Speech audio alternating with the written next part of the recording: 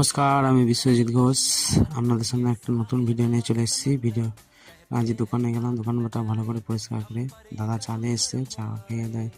এই দোকানে খদ্দের এসেছিল, মাল দিতে লাগলাম। দেওয়ার পরে জানলাম যে আজ পেঁয়াজের জমিতে জল দিতে হবে। চলে গেলাম পেঁয়াজের জমিতে।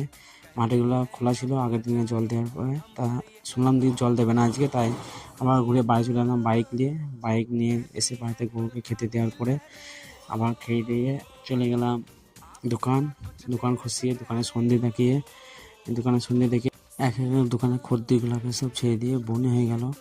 বনে হয়ে যাওয়ার পরে কিছুক্ষণ বসে থাকার পরে আবার দোকানটা বন্ধ করে দিলাম।